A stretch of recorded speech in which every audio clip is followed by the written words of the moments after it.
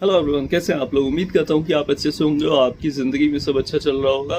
तो आज हम बात करने वाले हैं अच्छा खाना के बारे में, अच्छा कपड़े के बारे में, अच्छे होटल्स के बारे में, अच्छे वैकेशन डेस्टिनेशंस के बारे में।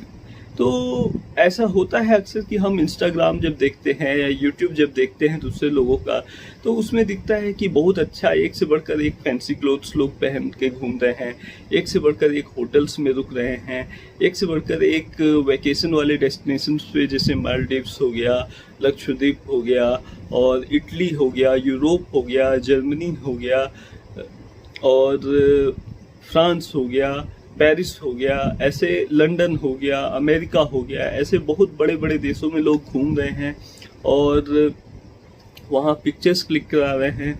वहाँ पे लोग जो हैं अच्छा खाना एंजॉय कर रहे हैं, फॉरेन के कुजीन्स को ट्राई कर रहे हैं और अच्छा खाना खा रहे हैं, अच्छा कपड़ा पहन रहे हैं, अच्छा जगह घूम रहे हैं, नए लोगों से मिल रहे हैं।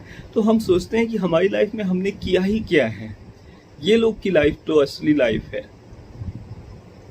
जी हाँ, ऐसा थॉट सभी के दिल में आता है कि असली लाइफ तो ये लोग जी रहे हैं। कभी बीच पे घूम रहे हैं, कभी बीच पे स्विमिंग कर रहे हैं, कभी वाटर स्पोर्ट्स का मज़ा ले रहे हैं, कभी कुछ कर रहे हैं, कभी कुछ कर रहे हैं, लेकिन कभी दुबई जाके बुर्ज खलीफा को सामने से देख रहे हैं।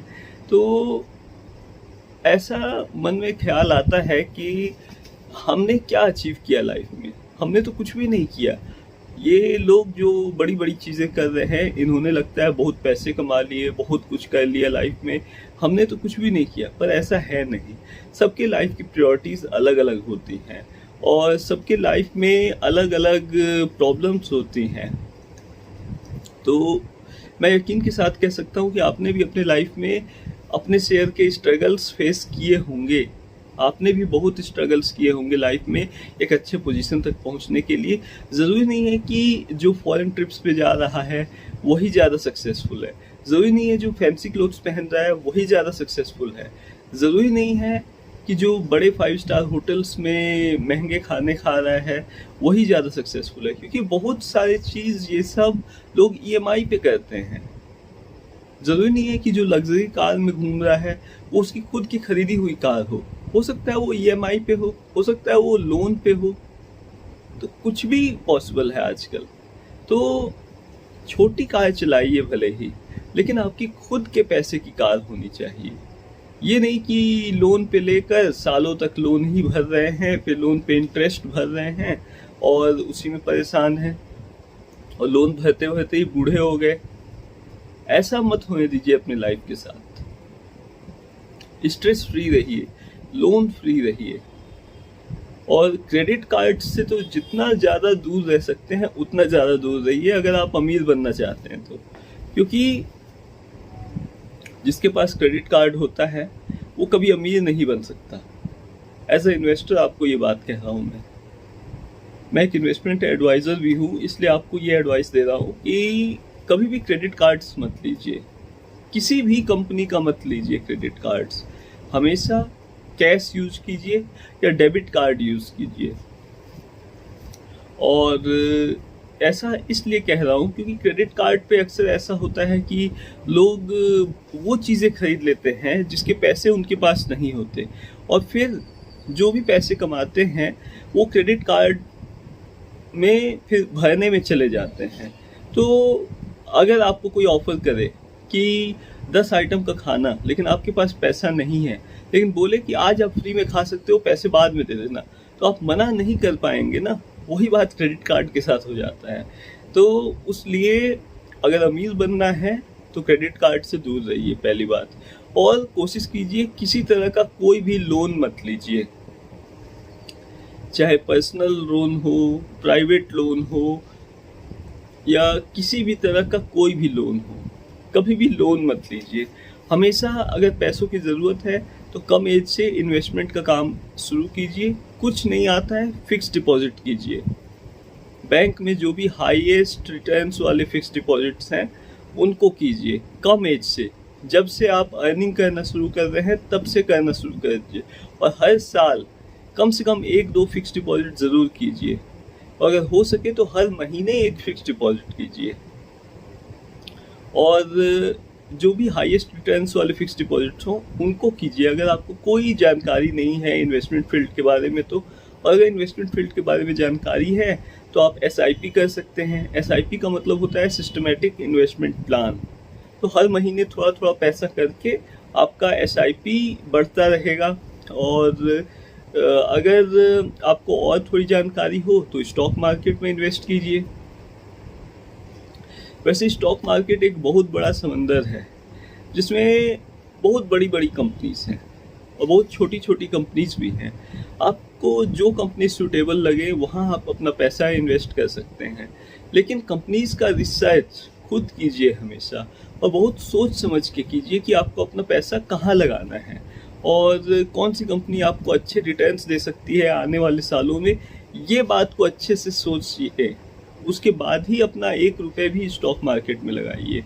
और कई बार आप देखेंगे कि कई कंपनीज पिछले 1 साल के अंदर डबल हो जाती हैं।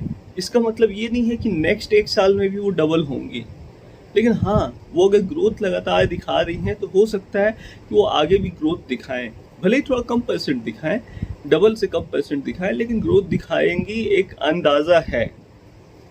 स्टॉक मार्केट के बारे में कोई भी 100% कंफर्मेशन के साथ नहीं कह सकता कि कल आने वाले मार्केट आवर्स में ये चीज़ होगा, कोई नहीं कह सकता। कोई भी बड़ा से बड़ा फाइनेंशियल एक्सपर्ट भी बिल्कुल भी कंफर्मेशन आपको लिख कर नहीं दे सकता कि कल ये होने वाला है या कल वो होने वाला है, कल ये स्टॉक गिर जाएगा या कल ये स्टॉक बढ़ जाएगा। एग्जैक्टली कितना गिरेगा या एग्जैक्टली कितना बढ़ेगा, ऐसा कोई लिख कर नहीं दे सकता आपको, क्योंकि ये बहुत ही फ्लक्चुएट होता है। ये सब मार्केट आवर्स के ऊपर है, कितने ऑर्डर्स बाई हो रहे हैं, कितने ऑर्डर्स सेल हो रहे हैं, ये सब डिपेंड करता है इन्वेस्टर्स की सोच के ऊपर। तो कहने का मतलब ये है कि जितने कम एज से आप इन्वेस्टमेंट का काम शुरू कर दें उतना अच्छा है।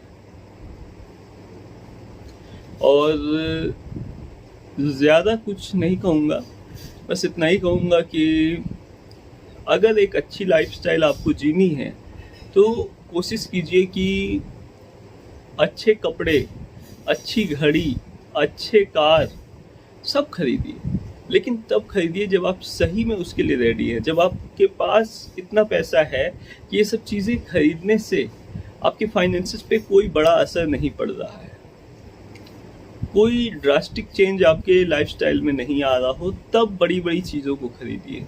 अब ऐसा नहीं कि आपके पास मान लीजिए 20 लाख की सेविंग्स है, उसमें से 10 लाख की आपने कार ही खरीद ली, सेविंग्स बच कितने गए? 10 लाख रुपए। और उस 10 लाख रुपए को आपने कहीं इन्वेस्ट कर दिया, सेविंग्स बच कितने गए? 0 रुपीज़। तो ऐसा मत कीजिए।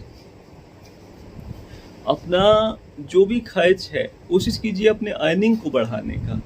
आपका अर्निंग जितना ज़्यादा होगा उतना अच्छा होगा, और आपकी अर्निंग जो है जितना ज़्यादा होगा उतना ही ज़्यादा आप इन्वेस्टमेंट का काम कर पाएंगे, और जितना ज़्यादा इन्वेस्ट करेंगे उतना ज़्यादा आपको रिटर्न्स मिलेगा। जी हाँ, और उतने ही ज़्यादा आप फ्यूचर में अमीर होंगे। जो अमीर लोग होते हैं ना दोस्तों, उनकी सोच ऐसी होती है कि पहले वो इन्वेस्ट करते हैं, उसके बाद जो पैसा बच जाता है उसमें अपना खर्च करते हैं। लेकिन जो गरीब लोग होते हैं ना दोस्तों, वो पहले खर्च करते हैं कि यहाँ यहाँ ये खर्चे हैं, ये सारे खर्चे मैं कंप्लीट कर लूँगा, फिर थोड़ा बहुत अगर पैसा बच गया तो इन्वेस्ट कर दूँगा। और इन्वेस्ट करने के बाद फिर सोचते रहते हैं कि अरे इन्वेस्टमेंट पे ज़्यादा रिटर्न्स नहीं आ रहे, इन्वेस्टमेंट बेकार चीज़ है, इन्वेस्टमेंट पे ज़्यादा रिटर्न्स नहीं आ रहे, ऐसा लोग सोचने लगते हैं। लेकिन इन्वेस्टमेंट बेकार चीज़ नहीं है, इन्वेस्टमेंट बहुत बड़ी चीज़ है। आप कभी प्रेसिडेंट ऑफ इंडिया का पोर्टफोलियो देखिए, कितनी सारी कंपनीज हैं उसमें।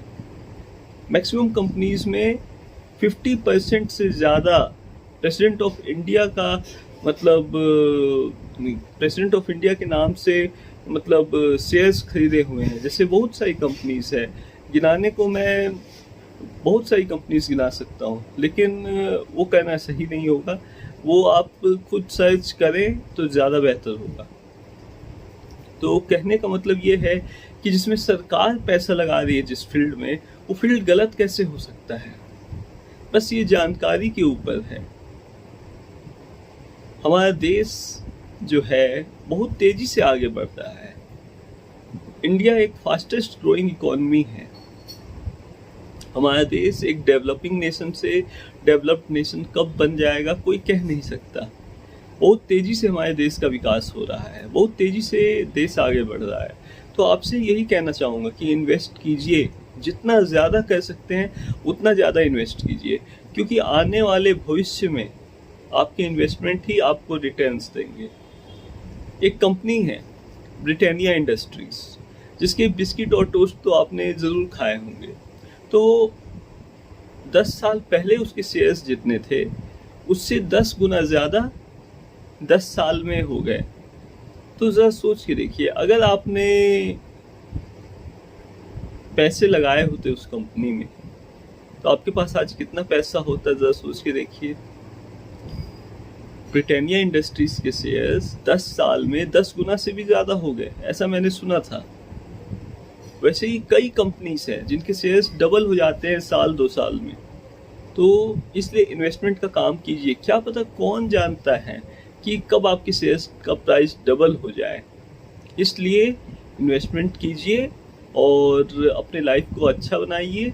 और जहाँ तक सवाल है अच्छा खाना खाने का, तो अच्छा खाना खाइए लेकिन हेल्दी फूड खाइए। और रहा कपड़े पहनने का, तो अच्छे कपड़े पहनिए लेकिन दिखावा करने के लिए मत पहनिए। आपको जो कपड़े कंफर्टेबल लगते हैं वो कपड़े आप पहनिए। और रही बात ट्रेवल करने का, तो ट्रेवल करना ज़रूरी नहीं है कि आप फॉरेन ट्रिप्स पे ही जाएं।